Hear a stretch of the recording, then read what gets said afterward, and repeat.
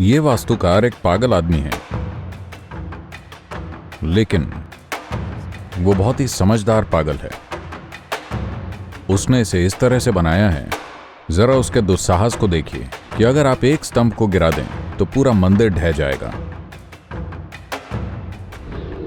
यह 1000 साल पहले की बात है, जब कोई क्रेन नहीं थी, कोई मशीनें नहीं थी, कोई ट्रक नहीं थे, किसी भी प्रकार की यांत्रिक चीजें नहीं थी।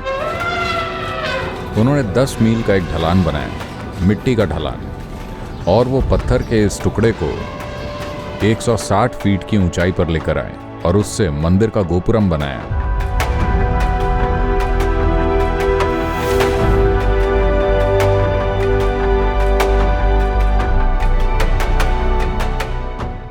यहां तक कि वास्तुकला में भी रोमांच है ना? आपको रणकपुर देखना चाहिए। आपने रणकपुर देखा है राजस्थान में? आपको जरूर देखना चाहिए। रणकपुर के पास कुंभलगढ़ भी है, 20 किलोमीटर की दूरी पर। यह धरती पर दूसरी सबसे बड़ी दीवार है। ज्यादातर भारतीय नहीं जानते, क्योंकि जिन बातों पर हमें गर्व होना चाहिए उन्हें हमने छुपा कर रखा है। धरती पर दूसरी सबसे बड़ी दीवार, जिसे अगर आप थोड़ी ऊंचाई से देखें तो इसे चीन की महान दीवार समझ बैठेंगे। ये इतनी बड़ी है।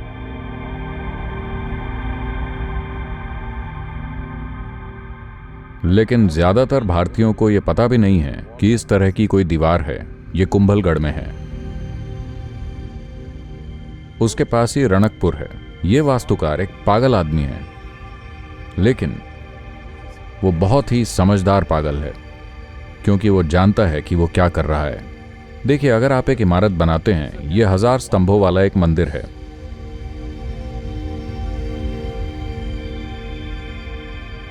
अगर आप सुरक्षा के बारे में सोच रहे हैं तो आप क्या करेंगे? मान लीजिए समय के साथ अगर एक स्तंभ गिर जाता है, क्योंकि उन दिनों सामग्री के रूप में केवल पत्थर होता था, कोई स्टील, कंक्रीट या कुछ और नहीं होता था, तो आप ये सुनिश्चित करते कि अगर एक स्तंभ गिर भी जाए तो दूसरा स्तंभ मंदिर को संभाले रखे। नहीं, उसने इसे इस तरह से बनाया है, जरा उसके दुस्साहस को देखिए कि अगर आप एक स्तंभ को गिरा दें तो पूरा मंदिर ढह जाएगा। उन्हें अपनी बुद्धिमत्ता और क्षमता पर इतना गर्व था कि उन्होंने इसे इस तरह बनाया कि अगर एक भी स्तंभ गिर जाए तो मंदिर बचना नहीं चाहिए। और यह बिना किसी समस्या के 500-600 सालों से अधिक समय से खड़ा है। आपको कुछ ऐसा ही योग केंद्र में भी देखने को मिलेगा। हमने एक दीर्घ वृत्ताकार गुंबद बनाया है, कोई स्टील नहीं, कोई कंक्रीट नहीं, और शीर्ष पर यह केवल 8 इंच मोटा है। और लोगों को हैरान करने के लिए मैंने 9 फीट व्यास का एक होल छोड़ दिया। लोगों ने कहा यह ढह जाएगा। यह नहीं ढहेगा।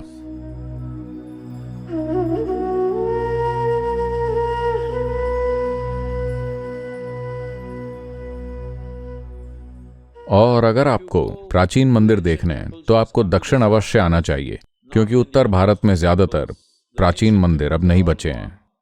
उन्होंने जो नए बनाए हैं वो सब जल्दबाजी में बने हैं। लेकिन अगर आप दक्षिण में आए तो एक अद्भुत चीज जो आपको दिखेगी वो है उनकी ज्यामिति की समझ। अविश्वसनीय ज्यामिति की ये समझ उनमें कैसे आई? 1000 साल पहले, 2000 साल पहले ज्यामिति की पूर्ण समझ उनके दिमाग में थी।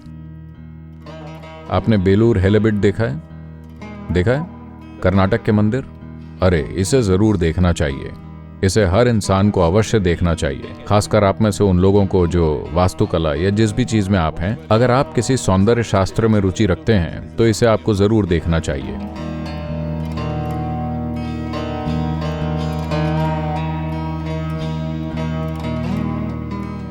उन मूर्तियों को देखने से कहीं अधिक आपको उन लोगों के दिमागों को देखना चाहिए जिन्होंने इसे बनाया है।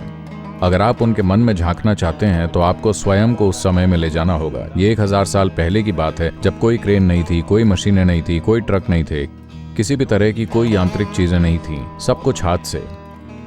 कोई व्यक्ति इंजीनियरिंग का इतना अद्भुत और लगभग अलौकिक कार्य करने का प्रयास क्यों करेगा? और इन विशाल चट्टानों को उठाने और नक्काशी करने की शारीरिक कठिनाई क्यों मोल लेगा? कोई ऐसा क्यों करेगा?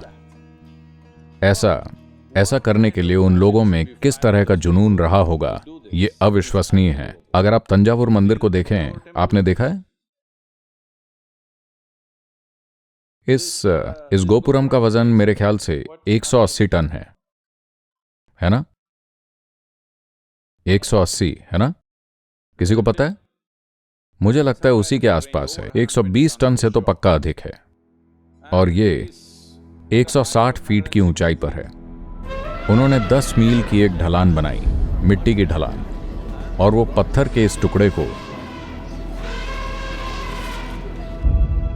160 फीट की ऊंचाई पर लेकर आए और उससे मंदिर का गोपुरम बनाया, बहुत ही सुंदर नक्काशी के साथ।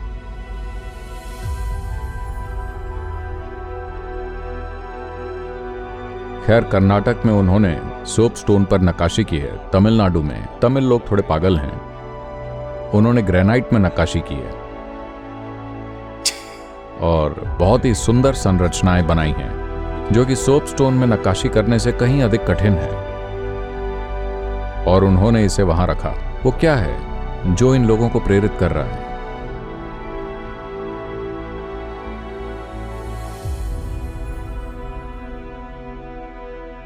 किसी भी प्रोजेक्ट को हाथ में लेने से पहले आपको वहां जाना चाहिए और देखना चाहिए कि ये किस तरह के इंसान थे, है ना?